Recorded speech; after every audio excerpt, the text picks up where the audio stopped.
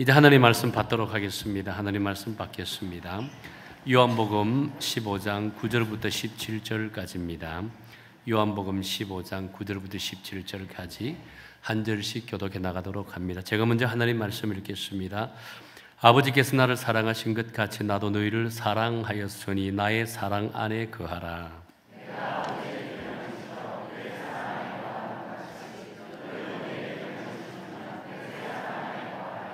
내가 이것을 너희에게 이르면 내 기쁨이 너희 안에 있어 너희 기쁨을 충만하게 하려 함이라.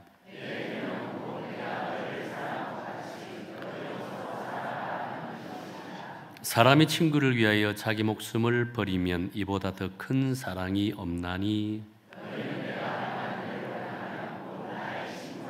이제부터는 너희를 종이라 하지 아니하리니 좋은 주인이 하는 것을 알지 못함이라.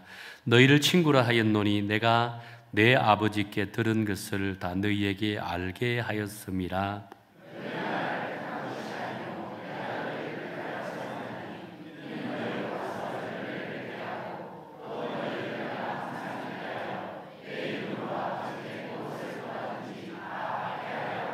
같이 읽겠습니다. 내가 이것을 너희에게 명함은 너희로 서로 사랑하게 하려 함이니라. 아멘. 지금은 우리에게 잊혀져 가는 교회이지만 한때 구도자 예배를 통해서 폭발적인 성장을 거두었던 미국의 시카고에 있는 윌로 크릭이라는 교회가 있습니다. 한국 교회에 정말 대단한 영향을 끼쳤습니다. 한국 교회뿐만이 아닙니다. 전 세계 교회에 엄청난 영향을 끼쳤던 그런 교회였습니다. 그런데 그런 교회가 전 세계 교회를 향해서 이런 정말 아주 충격적인 선언을 하게 됩니다. 어떤 선언을 했냐면요, 우리가 잘못했습니다, 우리가 실수했습니다 라고 하는 선언이었습니다. 느닷없이 이 선언을 하게 된 배경이 하나 있었습니다. 윌로 크릭 교회는 창립 30주년을 기념해서 그동안 교회가 추구해왔던 이 어떻게 보면 정체성, 사역 철학과 그것을 실현하는 프로그램들을 통해서 과연 성도들의 삶이 얼마나 변화되었는가에 대해서 아주 심층 조사를 했습니다. 3년에 걸쳐서 한 1만 명을 대상으로 1:1 면접을 하면서 심층 면담을 통해서 조사를 했는데요.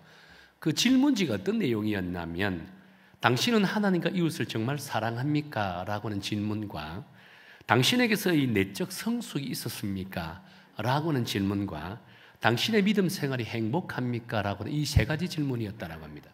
근데 놀랍게도 3년을 거쳐서 1만 명이나 되는 성도들과의 심층 면접을 통해서 나온 결과가 어떤 결과인지 아세요? 충격이었습니다. 대단히 극소수만이 예스라는 답을 했다고 합니다.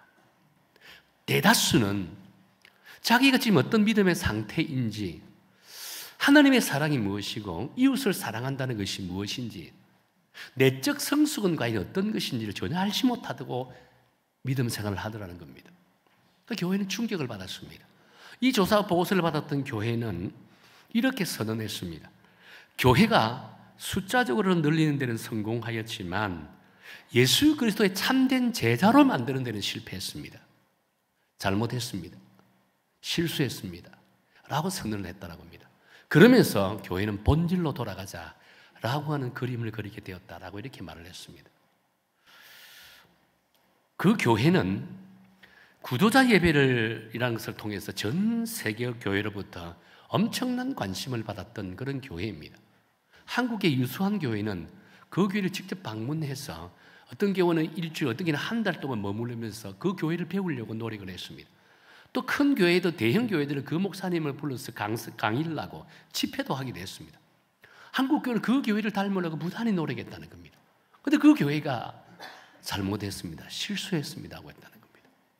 나가서 이렇게 강의를 하고 자랑을 했지만 결국은 내면을 돌아보니까 성도들의 삶은 피폐해져 가고 있더라라고 했다는 거예요. 실상 구도자 예배가 나름 세련되게 예수를 믿어보고자 하는 이들을 위한 예배로 전락하는 것을 보게 되었다라고 했다는 겁니다. 남들이 하지 않는 것을 하게 되면 세련되고 또 고상하게 보인다는 겁니다. 자연히 자기 교회에 대한 우월감만 고취시키게 되는 결과를 낳았다는 겁니다. 또 이런 곧 이웃에 대한 사랑보다 자기들만의 사랑을 갖게 만들면 자기들만의 사랑으로 변질시켜버리는 이런 안타까운 결과물을 얻게 되었다고 했다는 겁니다. 여러분, 이런 교회가 과연 성숙한 교회라고 할 수 있을까요? 그렇다면 우리 교회는 어떨까요? 제가 설교를 준비하면서 우리 교회는 과연 어떤 교회일까? 이와 다른 교회일까를 생각해 보았습니다. 혹시 우리 교회 성도님들도 고상하고 세련된 믿음 생활을 추구하고자 하는 그런 마음을 갖고 있지는 않은지, 하나님을 사랑한다고 하면서 과연 이웃을 얼마나 사랑하고 있는지 제가 스스로 돌이켜 보았습니다. 그러면서 나름 내린 결론은요, 윌로 크릭 교회만큼은 아니지만 우리 교회 안에도 나름 이런 의식이 내재되어 있는 것을 보게 된다는 거예요. 그래서 저 역시도 본질로 돌아가기를 원합니다. 우리가 진정 예수님의 제자라고 한다면 예수님께서 우리를 향한 기대하심이 무엇인지를 정확하게 아는 것이 대단히 중요하다고 할 수 있다는 거예요. 그래서 그래야만 예수님의 제자로서 참된 삶을 살아갈 수 있기 때문이라고 한다는 겁니다. 그런데 여러분, 예수님의 제자로서의 삶의 키워드는 무엇일까요? 저는 사랑이라고 합니다. 사랑. 이것이 예수님의 삶의 키워드, 핵심적인 본질이라고 한다는 거예요. 그래서 예수님의 사랑을 받은 우리 모두는 이 공동체 안에서 이 사랑을 나눠야 되고, 우리 공동체에서 사랑을 나누게 되면 우리의 의지와 상관없이 우리 주변 지역과 이웃들에게 사랑이 흘러나가게 된다는 겁니다. 그럴 때 그 교회는 그 지역에서 대단히 영향력을 발휘하는 교회로 시험받게 되어진다는 거예요. 이런 교회가 성숙한 교회고, 이런 교회가 건강한 교회라고 할 수 있다는 겁니다. 사실 그동안 한국교회 성도들은요, 성도들 사이에 아주 이상한 믿음이 퍼져 있었다라고 합니다. 구원받는 데 있어서의 믿음은 필수적이지만 사랑은 자율적인 선택이라고 생각했다는 건다는 겁니다. 그러니 공동체 안에 사랑이 넘칠 수 있을까요? 사랑은 점점 식어져 갈 수밖에 없는 거예요. 그래서 교회 안에서 사랑이 식었다는 것은 곧 복음에 대한 열정이 식었다는 것이고, 복음에 대한 열정이 식었다는 것은 곧 사명을 감당하는 교회로서의 존재 가치를 잃어가고 있다고 할 수 있다는 거예요. 요한계시록에 등장하는 소아시아 7교회가 있습니다. 그 교회 가운데 에베소 교회가 있습니다. 이 교회는 당시로서는 숫자면 숫자, 재정적이면 대장적, 다른 교회보다는 월등히 차원이 다른 그런 교회였다라고 할 수 있습니다. 현대적인 의미로 아주 잘 나가는 메가처치 교회, 메가처치라고 할 수 있었습니다. 이런 교회가 주님으로부터 무슨 경고를 받게 되잖아요.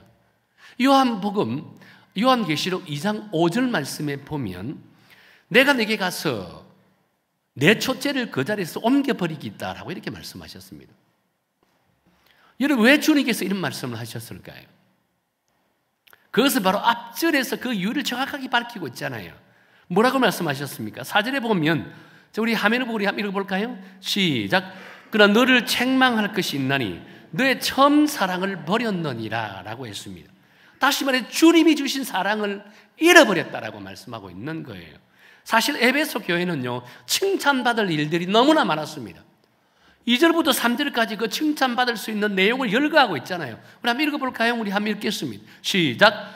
내가 내 행위와 수고와 내 인내를 알고 또 악한 자들을 용납하지 아니한 것과 자칭 사도라 하되 아닌 자들을 시험하여 그의 거짓된 것을 내가 드러낸 것과 또 내가 참고 내 이름을 위하여 견디고 게으르지 아니한 것을 아노라라고 했습니다. 당시 에베소 교회는요, 열심과 수고가 대단한 교회라고 했습니다. 고난에도 당당하게 맞섰다라고 했습니다. 이단에 대해서 단호하게 대처했습니다. 자연적으로 진리를 수호하는 그런 교회였다라고 말씀하고 있다는 겁니다. 근데 여러분, 이렇게 훌륭한 교회도 예수님이 주신 사랑을 잃어버리니까 촛대를 옮겨버리겠다라고 말씀한다는 거예요. 여러분, 촛대를 옮긴다는 것은 교회 근간을 옮겨버리겠다는 겁니다. 충격적인 경고의 말씀이라고 할 수 있는 거예요. 자, 그렇다면 여러분, 예수님이 우리에게 주신 첫 사랑은 어떤 사랑일까요? 여러분, 아가페 사랑을 아시죠? 절대적인 사랑입니다. 희생적인 사랑입니다. 헌신적인 사랑입니다. 이 사랑이 주님이 주신 사랑이라고 할 수 있다는 겁니다. 그런데 여러분, 하찮은 우리가 이런 사랑을 실천하기가 여러분 쉬울까요? 글쎄요. 우리가 이런 사랑을 받기는 쉬워도 실천하기는 대단히 어렵다고 할 수 있습니다. 가령 여러분을 향해서 총을 들고 쏴 죽이려고 하는데 어떻게 그 사람을 마음으로 사랑할 수 있을까요? 칼을 들고 죽일 듯이 달려드는데 어떻게 그 사람을 내가 사랑할 수 있다고 할 수 있을까요? 목사님, 저도 마찬가지인 것 같아요. 저도 그런 사랑이 참 하기 쉽지 않더라고요.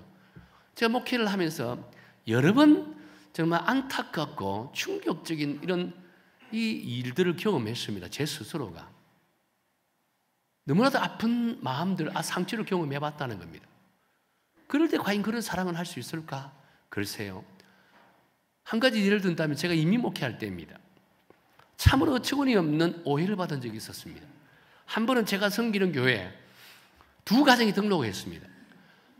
그 가정이 하는 일이 뭐냐면 애틀랜타인 다운타운에 있는 에서 아주 큰 슈퍼마켓을 오픈해서 동업하는 그런 분이었습니다. 처음에 두 가정이 등록했는데 얼마나 사이가 좋은지 형님 동생, 혈육적인 형 동생 아니옵니다. 그럼에도 불구하고 형 동생, 혈육에 보다 더 가깝게 형 동생함이 지내더라고요. 한편은 마음에 걱정이 되더라고요. 여러분, 동업은 형제도 동업하지 말라고 하잖아요, 사실은. 근데 형제도 아닌 사람이 동업하는 걸 보고 참 마음이 근심이 되더라고요. 근데 너무 잘 지내니까, 너무 형제보다 더 가까이 지내니까 한편은 마음이 좀 안심이 되었습니다. 한지 불과 1년도 채 되지 않았습니다. 영수증 하나의 오해로부터 시작된 갈등이 엄청나게 큰 갈등으로 생깁니다. 서로 모함하고 막 어느 순간 동업이 파괴되었습니다. 여러분, 이렇게 지나던 친구가 갈등으로 해서 이게 갈라지게 되니까 원수보다 더 못한 관계가 되더라고요. 결국 어떻게 됐을까요? 슈퍼마켓도 망할 수밖에 없는 거예요. 망해버렸습니다. 그 정도로 끝났으면 다행입니다. 결국 그 이야기가 이제는 교회에 갖고 들어옵니다. 이 집사님은 이 집사님 친한 성도들한테 저쪽이 막 사기꾼이라고 손가락에 삿대질합니다. 또 이분하고 친한 집사 성도들은요, 또 저쪽을 향해서 손가락에 삿대질합니다. 나중에 당사자가 아니라 이 부류와 싸움이 되어버렸습니다. 서로 사기꾼이라고. 문제는 그 말에 상처를 받고 새 가족들이 교회를 떠나기 시작하더라는 겁니다. 너무나 마음이 아팠습니다. 그래서 제가 나설 수밖에 없는 상황이 됐습니다. 두 가정에게 똑같은 이야기 했습니다. 집사님의 일로 제발 교회에 가져오지 않았으면 좋겠다 했습니다. 이 집사님 두 분이 해결하면 참 좋겠다 했습니다. 똑같이 찾아가서 똑같이 동일하게 이야기했습니다. 어떤 일이 벌어졌을까요? 모 집사님, A라는 집사님하고 저녁에 이야기하고 나서 보니까 그 한밤에 이 집사님 부인 되는 집사가 그 당시에 그 한인 커뮤니티 홈페이지에다가 이런 글을 올렸습니다. 제가 한번 읽어드릴게요. 어느 교회 김기주 목사는 사기꾼 집사에게 얼마나 돈을 처받아 먹었으면 사기꾼 편을 드느냐. 하나님 저 목사 사기꾼 목사 안 데려가나? 빨리 안 데려가나? 여러분, 이건 쉬운 글입니까? 아침에 눈을 떴는데 전화가 막 불같이 오는 거예요. 교인들이 그거 보고 충격을 받아가 전화 오는 겁니다. 지인들로부터 막 전화가 쏟아지는 거예요. 뭔지 보고 보니까 놀라버렸습니다. 그 교인들이 다행스럽게 그 글을 믿는 사람이 아무도 없었습니다. 저를 다 믿었습니다.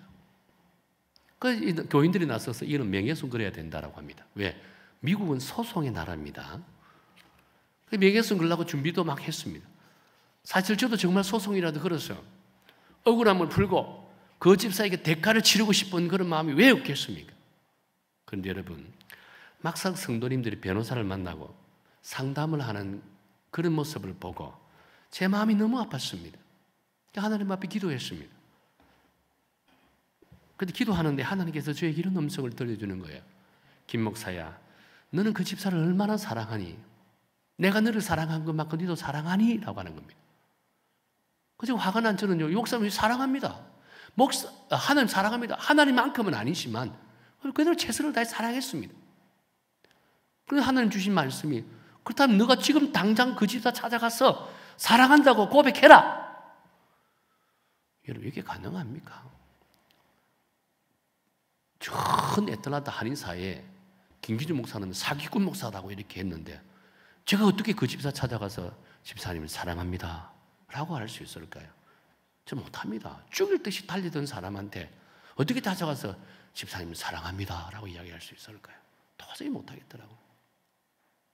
그러면서 대신 이렇게 이야기했습니다. 성도들을 불러놓고 성도님들한테 이렇게 이야기했습니다. 제가 그 집사님을 사랑하지 않았던 것이 사랑하지 못해서 이런 일이 벌어졌습니다.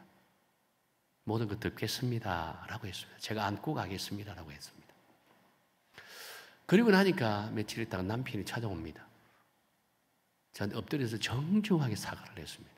정말 대단히 죄송하다고. 그때 제가 그 집사님한테 이야기했습니다. 집사님, 제가 집사님 가족을 너무 사랑하지 못해서 그런 것 같습니다. 집사님 사랑합니다. 사랑합니다. 이렇게 고백했습니다. 교회는 그로 인해서 더욱더 탄탄하게 세워졌습니다. 그렇습니다. 무조건적인 사랑을 한다는 것은 이처럼 대단히 힘들어요. 그것도 자신이 너무 억울하게 당했다고 생각한다면 더더욱 이런 사랑을 하기는 정말 힘들다라고 할 수 있다는 겁니다. 그러나 우리 예수님께서 말씀하시는 사랑은요, 사람이 하는 사랑이 아니라 당신께서 우리에게 직접 보여주신 십자가 사랑으로 사랑하라고 이야기했다는 겁니다. 이런 사랑만이 그 어떤 상황 속에서도 사랑할 수 있다라고 이렇게 말씀하고 있다는 거예요. 사실 사람의 사랑은 자기 눈에 좋게 보이는 것만 사랑합니다. 자기 마음에 들지 않으면 결코 사랑하지 않습니다. 그래서 사람의 사랑은 지극히 계산적이고 지극히 주관적이고 지극히 자기중심적인 사랑일 수밖에 없다는 겁니다. 그런데 예수님께서는 우리에게 사람의 사람으로 사랑하는 것이 아니라 주님의 사랑으로 사랑하라고, 주님의 마음으로 사랑하라고 이렇게 말씀하고 있다는 겁니다. 여러분, 주님의 마음으로 사랑한다는 건 어떤 사랑일까요? 9절에 보면 정확하게 나와 있죠. 우리 9절 한번 읽어볼까요?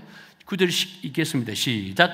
아버지께서 나를 사랑하신 것 같이 나도 너희를 사랑하였으니 나의 사랑 안에 거하라 라고 합니다. 우리는 분명히 우리 스스로는 결코 예수님의 마음으로 사랑할 수 없다라고 했습니다. 예수님의 사랑으로 사랑할 수 없다라고 했잖아요. 그런데 오늘 말씀에서는 뭐라고 이야기합니까? 너희는 할 수 있다는 겁니다. 예수님의 마음으로 사랑할 수 있다라고 말씀하고 있다는 겁니다. 그 방법을 제시했는데 그 방법은 뭐라고 했습니까? 우리가 주님 안에 거할 때, 그럴 때 우리는 예수님의 마음으로 사랑할 수 있다라고 이야기하는 거예요. 십자가 사랑으로 사랑할 수 있다라고 말씀하고 있다는 겁니다. 자, 그러면 여러분, 우리가 주님 안에 거한다는 것은 어떤 의미일까요? 여기에 대해서 정확하게 또 답을 제시하고 있습니다. 한번 볼까요? 10절입니다. 우리 함께 읽겠습니다. 시작. 내가 아버지의 계명을 지켜 그의 사랑 안에 거하는 것 같이 너희도 내 계명을 지키면 내 사랑 안에 거하리라. 여기서 내 계명을 지키면 이라는 단어가 나옵니다. 여러분, 이것은 포괄적인 의미로 하나님의 말씀에 순종하며 산다라고 의미이다는 겁니다. 다시 말해서 우리가 날마다 하나님의 말씀을 붙들고 하나님의 말씀을 의지하고 하나님의 말씀에 살려고 발부둥치고 말씀을 실험하게 될 때 비로소 우리는 주님 안에 거하는 자가 된다라고 말씀하고 있다는 거예요. 여러분은 과연 얼마나 하나님 말씀 붙들고 하나님 말씀대로 살고 하나님의 말씀을 의지하면서 발부둥을 치면서 살아왔습니까? 나는 사랑하지 못하겠다라고 하시는 분들이 있더라면 스스로 돌이켜보세요. 나는 과연 하나님의 말씀 안에 얼마나 살고 있는가? 말씀을 붙들고 말씀을 의지하고 말씀과 씨름하고 살고 있는지 스스로 돌이켜보라는 겁니다. 그리고 계속해서 12절에 보면 이렇게 말씀하죠. 우리 12절 한번 읽어볼까요? 시작. 내 계명은 곧 내가 너희를 사랑한 것 같이 너희도 서로 사랑하라 하는 이것입니다 라고 했다는 겁니다. 이는 곧 하나님의 말씀으로 예수님 안에 거하는 삶을 사는 자는 곧바로 우리는 예수님의 마음을 품고 예수님의 사랑을 행하게 되어진다라고 말씀했다는 겁니다. 그것은 곧 예수님처럼 원수되었던 형제를 사랑할 수 있고 얼굴만 보도 보기 싫고 짜증나는 그 얼굴도 사랑할 수 있다라고 말씀하고 있다는 거예요. 얼마나 거룩하고 귀한 말씀이라고 할 수 있을까요? 뿐만 아니라 세상으로부터 소외받고 있는 자, 세상으로부터 멸시받고 있는 자들에게도 최선을 다한 사랑을 할 수 있다라고 말씀하고 있는 겁니다. 이것이 예수님께서 우리에게 가르쳐 주신 사랑이라고 하는 거예요. 이것이 믿음의 공동체인 우리와 성교해 주시는 하나님의 말씀이라고 할 수 있다는 거예요. 잊혀진 사람들의 마을이라고 하는 책을 쓰신 김요석 목사님이라는 분이 있습니다. 이분이 독일에서 공부를 할 때, 튜빙겐 신학교에서 공부를 할 때, 한 번은 이 구약학 교수가 이제 강의 시간이면 첫 시간인데 이렇게 질문을 던졌습니다. 이 자유신학교입니다. 그런데 이런 질문을 신학교 교수가 이런 질문을 던집니다. 여러분 가운데 하나님을 만나면 손 들어보세요 라고 이야기합니다. 하나님을 경험한 분 손 들어보세요 합니다. 아무도 손 들지 않습니다. 그런데 김용수 목사님 손을 들었습니다. 그러면서 이제 그 교수가 질문을 합니다. 당신은 하나님을 만나고 하나님을 경험했다라고 했는데 하나님을 만나서 악수해 보셨습니까? 악수해 보니까 그 손이 차갑던가요? 뜨겁던가요? 라고 이렇게 질문을 던집니다. 그럼에도 불구하고 연속적으로 그렇게 질문했지만 자기는 당당하게 하나님을 만났습니다. 하나님을 믿습니다라고 이렇게 고백했다라고 합니다. 그리고 나서 이제 열심히 공부하다 학위를 받고 한국에 돌아왔습니다. 돌아와서 이제 신학 강좌를 열어서 신학 강좌를 열어서 세미나를 하는데 강의를 했습니다. 강의를 딱 끝나고 내려오는데 연로한 목사님이 한 분 다가왔습니다. 그러면서 이 김요셉 목사님에게 이렇게 이야기를 합니다. 목사님은 하나님을 만난 경험이 없는 것 같군요 라고 이렇게 이야기하는 겁니다. 그 이야기로 충격을 받았습니다. 자기는 독일에서 그 교수가 물을 때마다 나는 하나님을 만났습니다. 하나님을 경험했습니다. 하나님을 믿습니다. 자신 있게 신앙 고백을 했는데요. 이올라 목사님 오셔서 목사님은, 교수님은 당신은 하나님을 만난 경험이 없는 것 같습니다 라고 이야기하는 거예요. 얼마나 충격이겠습니까? 물었습니다. 그럼 어떻게 하면 하나님을 경험할 수 있습니까? 만날 수 있습니까? 라고 물었습니다. 그때 율로한 목사님이 이렇게 이야기했다라고 합니다. 당신 같은 사람은 현장 목회를 해야 됩니다. 강의하지 말고 현장 목회를 하라는 겁니다. 그래야만 진정 하나님을 만날 수 있어 라고 이렇게 이야기했다는 거예요. 그러면서 교회를 하나 소개해 주더랍니다. 그 교회가 전라도에 있는 나환자촌들이 이 촌에 있는 교회인데 이름이 영호교회라고 했습니다. 김용수 목사님이 이제 그 교회에 부임했습니다. 그 목사님이 조언을 듣고 부임했습니다. 첫 설교를 하는데요. 강단에 서서 말씀을 증거하려는데 깜짝 놀라면 충격이었습니다. 앉아있는 성도님들 모습에 정상적인 부분이 한 분도 없었습니다. 이분이 그 당시에는, 여기 좀 오래된 이야기거든요. 그 당시에는 약도 제대로 없고 치료 방법도 제대로 없으면 요즘은 그렇지 않아요. 대단히 정상적으로 치료가 다 됩니다. 눈이 없고 코가 없고 입이 없고 손은 딱 고름덩어리고 너무 충격받았습니다. 설교하는 내내 생각했던 게 어떻게 하면 빨리 이곳을 벗어날까? 어떻게 하면 빨리 이 교회를 떠날 수 있을까? 그 고민만 하다 설교를 다 했다라고 합니다. 설교 시간은 끝났습니다. 이제 성도들이 나갈 때까지 기다립니다. 주섬주섬 이 원고를 이리 접었다 저리 접었다 정리하는 것처럼 하다가 성도들이 다 나간 걸 보고 다 접고 이제 나갔답니다. 문을 열고 나가는데 할머니 한 분이 탁 기다리고 계신 거예요. 그 할머니 얼굴도 얼굴 형상이 제대로 된 형상이 아닙니다. 코도 없고 입도 없고 막 손을 보니까 고름 덩어리입니다. 자기 손을 둑쓱 잡더래요. 갑자기 우시는 거예요. 왜 우시나? 라고 물었습니다. 그 할머니 하는 말이 자기 18살 이후로 이렇게 건강한 손을 잡아보기는 처음이었다라고 합니다. 우리에게 오셔서 너무 고맙습니다 라고 이렇게 이야기를 하는 거예요. 자, 그 이야기를 들었을 때 순간적으로 독일에서 했던 교수의 말이 생각이 났습니다. 하나님을 만났습니까? 하나님 경험했습니까? 하나님을 만나니까 하나님과 악수해 보셨습니까? 악수해 본 손이 뜨겁던가요? 차갑던가요? 이렇게 질문하는 생각이 들려왔다는 겁니다. 그 순간에 지금 내가 잡은 이 손이 그 주님의 손이구나 라고 생각했다는 겁니다. 자기를 위해서 십자가에 피 흘려 돌아가시고 십자가에서 모진 고통을 받으면서 헝그러진 그 손에 염증이 생겨서 고름덩이가 생겼던 그 손이 내가 지금 잡은 이 할머니의 손과 똑같다라고 생각했다는 겁니다. 충격이었습니다. 너무 부끄러웠다는 겁니다. 내가 정녕 하나님이 이제야 만나게 되었구나 라고 고백했다는 겁니다. 그 이후로부터 자기는 한센시병에 있는 이 나환자촌에 목회자로서 섬기기로 헌신을 작정했다고 했습니다. 그리고 그곳에서 10년 사역하고 이번 중국으로 넘어왔습니다. 중국 가서 나병 환자촌에 들어가서 주의 복음을 증거하는 선교사로서의 사역을 시작했다고 했습니다. 그렇습니다. 우리가 진심으로 다른 사람을 사랑하지 못한다는 것은 자신이 진정한 사랑을 경험해보지 못했기 때문이라고 이야기하는 거예요. 그렇게 우리가 예수님의 참된 사랑을 받은 자라고 하잖아요. 저와 여러분은 예수님의 참된 사랑을 받은 자입니다. 그래서 우리 역시도 그 누구도 사랑하지 못할 대상이 없다라고 한다는 겁니다. 분명한 사실은요, 우리 주님께서는 시궁창과 같은 이 죄인을 위해, 이 죄인을 구원하기 위해서 우리가 달려야 될 십자가를 예수님께서 대신 십자가에 달려 돌아가셨습니다. 우리가 찔려야 될 창을 예수님이 대신 찔리셨다는 겁니다. 우리가 맞아야 될 채찍을 예수님이 대신 맞으셨습니다.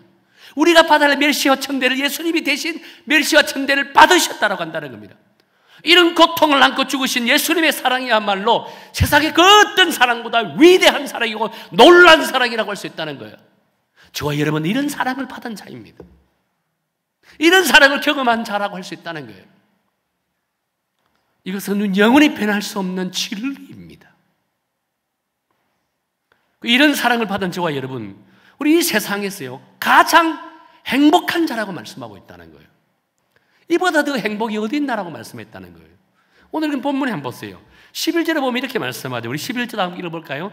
11절입니다. 시작. 내가 이것을 너희에게 이름은 내 기쁨이 너희 안에 있어 너희 기쁨을 충만하게 하려 함이라 라고 했습니다. 예수님 사랑 안에 거하는 자는, 예수님의 사랑을 받은 자는 누구든지 행복한 자라 했습니다. 기쁨이 넘치는 자라고 했다는 겁니다. 어떤 상황에 놓였다 할지라도 기쁘다, 어떤 상황에 처한다 할지라도 행복하다라고 말씀하고 있다는 겁니다. 그런데 보다 중요한 것은 이런 사랑으로 행복한 우리는 아직도 참 사랑을 깨닫지 못하고 지옥불에서 허덕이고 있는 그들에게 우리가 경험한 사랑을 나누고 전해야 된다고 말씀하고 있다는 거예요. 이것이 우리 그리스도인들의 사명이라고 말씀하고 있다는 겁니다. 우리가 감당해야 될 사명이라고 말씀하고 있다는 거예요. 사랑하는 성도 여러분, 오늘 이 시간 우리 스스로를 한번 돌이켜보기를 원합니다. 혹시 아직도 여러분은 사랑을 자율적인 선택이라고 생각하십니까?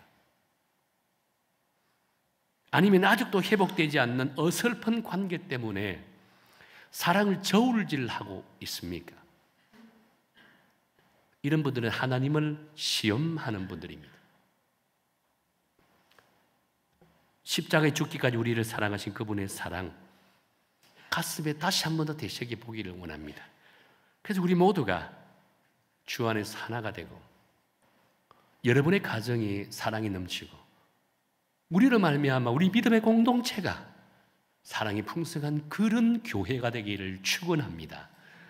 또한 이번 추석 명절 기간 동안요, 아직도 회복되지 않는 단절된 가족들이 있더라면 이런 주님의 사랑을 경험하고 받았던 우리가 먼저 다가서서 사랑합니다 라고 믿음의 고백을 하기를 축원합니다. 그렇다면 여러분의 가정도 회복될 거예요. 여러분의 가정이 회복되면 여러분의 삶이 회복됩니다. 여러분의 삶이 회복될 때 그 영향이 교회가 받습니다. 교회가 받게 될 때요, 이 지역 사회가 받는다는 거예요. 시작은 나로부터 시작된다는 사실을 깨닫고 이번 추석 명절 기간도 나로 인해서 사랑이 우리 가정에, 우리 가족에게 전거되고 우리 가족이 사랑이 풍성함으로 우리 교회가 사랑이 풍성하고 우리 교회가 사랑이 풍성함으로 이 지역 사회가 우리로 말미암아 사랑이 풍성한 지역이 되기를 예수님 이름으로 축원합니다.